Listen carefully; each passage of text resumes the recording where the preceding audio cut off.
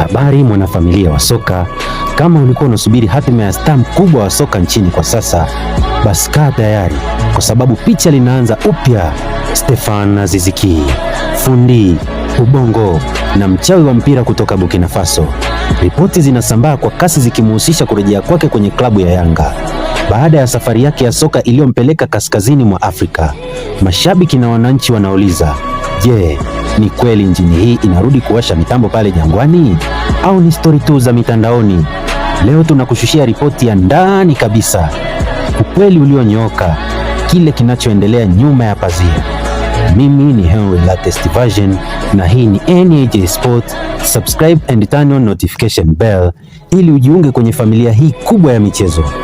Ili kuelekea ripoti ya sasa, lazima tuangalie wapi Aziz Ki alipotoka. Baada ya kuwa MVP na mchezaji bora ligi kuu ya Tanzania akiwa na Yanga, fundi huyu alimtimkia nchini Morocco kujiunga na Wydad Casablanca. Hata hivyo, safari yake haikuishia hapo. Mapema mwaka huu, Aziz Ki alifanya maamuzi makubwa ya kuachana na Wydad Casablanca na kusaini mkataba wa miaka 2 na miamba ya Libya Al Ittihad Sport Club.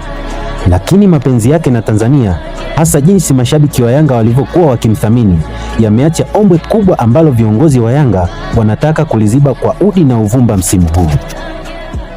Yanga inahitaji kiungo mshambuliaji mwenye uwezo wa kubadili matokeo kwa mguu mmoja, hasa wanapoelekea kwenye michuano mikubwa ya kimataifa. Wananchi bado wanamkumbuka Aziz Ki kama nembo ya mafanikio yao na wanatamani kumuona akivaa jezi ya kijani na njano. Chini ya GSM, uongozi wa Engineer Hersi Said, Yanga wamethibitisha kuwa wana uwezo wa kupiga mamilioni ya pesa mezani kumrudisha mchezaji yoyote wanayemtaka.